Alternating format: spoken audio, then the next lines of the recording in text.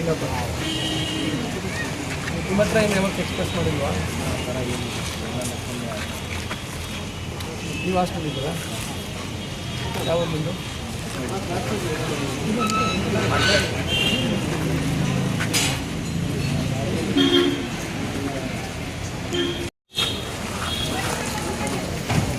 ಹಿಂದುಳಿದ ವರ್ಗಗಳ post matric ವಿದ್ಯಾರ್ಥಿ ನಿಲಯದಲ್ಲಿ ನಮ್ಮ ಇಂಜಿನಿಯರಿಂಗ್ ಕಾಲೇಜ್ ವಿಶ್ವೇಶ್ವರಯ್ಯ ತಾಂತ್ರಿಕ ವಿಶ್ವವಿದ್ಯಾಲಯದ ಘಟಕ ಕಾಲೇಜಿನಲ್ಲಿ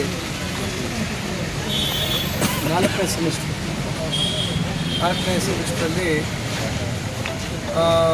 ಪಾಲಿಟೆಕ್ನಿಕ್ ಮುಖಾಂತರ ಲ್ಯಾಟ್ರಲ್ ಎಂಟ್ರಿ ಅಂತ ಹೇಳ್ತೀವಿ. ಆ ಲ್ಯಾಟ್ರಲ್ ಎಂಟ್ರಿ ಮುಖಾಂತರ ಎಲೆಕ್ಟ್ರಾನಿಕ್ಸ್ ಆ್ಯಂಡ್ ಕಮ್ಯುನಿಕೇಷನ್ಸ್ ವಿಭಾಗದಲ್ಲಿ ವ್ಯಾಸಂಗ ಮಾಡ್ತಿದ್ದಂಥ ವಿದ್ಯಾರ್ಥಿ ರಾಕೇಶ್ ಅವರು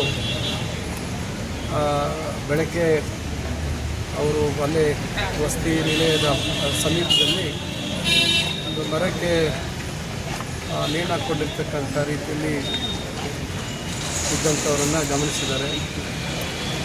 ಇದು ಭಾಳ ದುರದೃಷ್ಟಕರವಾದ ವಿಚಾರ. ಅವರು ಮೈಸೂರಿನ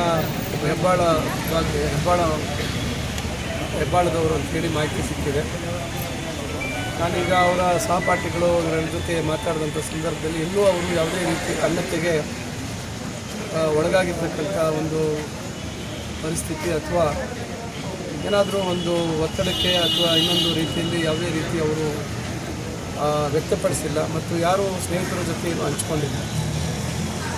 ಕಡೆಯದಾಗಿ 9:45 ಅವರ ಸ್ನೇಹಿತನಿಗೊಬ್ಬರಿಗೆ ಮೈಸೂರು ಅವರಿಗೆ ದೂರವಾಣಿಯಲ್ಲಿ ಮಾತಾಡಿ ಸಂಭಾಷಣೆ ಮಾಡಿದ್ದಾರೆ.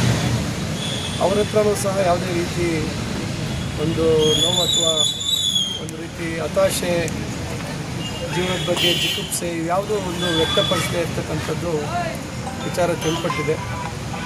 ಆದರೆ ಮಧ್ಯರಾತ್ರಿಯಲ್ಲಿ ಎದ್ದು ಹೊರಗಡೆ ಹೋಗಿ ಈ ರೀತಿ ನಡೆದಿರ್ತಕ್ಕಂಥದ್ದು ಭಾಳ ನೋವಿನ ವಿಚಾರ. ನಾನು ಎಲ್ಲ ವಿದ್ಯಾರ್ಥಿಗಳಲ್ಲಿ ವಿನಂತಿಸ್ಕೊಳ್ತೇನೆ, ಎಲ್ಲರೂ ಇವತ್ತು ನಾನಾ ಸಂದರ್ಭದಲ್ಲಿ ಓದುವಂಥ ಸಂದರ್ಭದಲ್ಲಿ ನಾನಾ ರೀತಿಯಾದಂಥ ಹಲವಾರು ವಿಷಯಗಳ ಬಗ್ಗೆ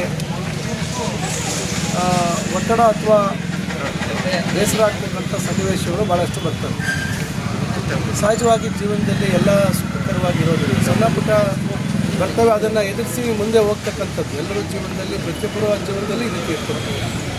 ದಯವಿಟ್ಟು ನಾನು ಎಲ್ಲ ವಿದ್ಯಾರ್ಥಿಗಳಲ್ಲಿ ವಿನಂತಿಸ್ಕೊಳ್ತೇನೆ, ಅದು ಇಂಜಿನಿಯರಿಂಗ್ ಇರ್ಬೋದು, ಬೇರೆ ವಿಭಾಗದಲ್ಲಿ ವ್ಯಾಸಂಗ ಮಾಡ್ತಾ ಇರ್ತಕ್ಕಂಥವ್ರು ಇರ್ಬೋದು, ದಯವಿಟ್ಟು ಆ ರೀತಿ ಒತ್ತಡದ ಸಂದರ್ಭದಲ್ಲಿ ನಮ್ಮ ಸ್ನೇಹಿತರ ಜೊತೆ ಕೂತು ಮಾತಾಡಿ ಅಥವಾ ಪೋಷಕರ ಜೊತೆ ಮಾತಾಡಿ ಅವರಿಂದ ಸಲಹೆಗಳನ್ನು ಪಡಿತಕ್ಕಂಥದ್ದಾಗಬೇಕು. ಆ ಕ್ಷಣದಲ್ಲಿ ಯಾವುದೇ ಒಂದು ತಮ್ಮ ವೈಯಕ್ತಿಕ ತೀರ್ಮಾನಗಳನ್ನು ಮಾಡುವಂಥದ್ದು ಆಗಬಾರ್ದು ಅಂತಕ್ಕಂಥದ್ದು ನನ್ನ ಒಂದು ವಿನಂತಿ ಎಲ್ಲರಲ್ಲೂ.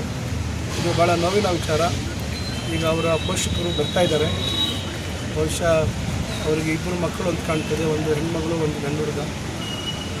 ಪಾಪ ಅವರು ಇವತ್ತು ಅವರ ಒಬ್ಬ ಮಗನನ್ನು ಕಳ್ಕೊಂಡಿದ್ದಾರೆ. ದೇವರು ಅವರಿಗೆ ಈ ಒಂದು ನೋವು, ಈ ಮಗನ ಒಂದು ಅಗಲಿಕೆ ನೋವನ್ನು ತಡ್ಕೊಳ್ತಕ್ಕಂಥ ಶಕ್ತಿ ಆ ದೇವರು ಕಾಣಿಸಲಿ ಅಂತ ನಾನು ಪ್ರಾರ್ಥನೆ ಮಾಡ್ತೀನಿ.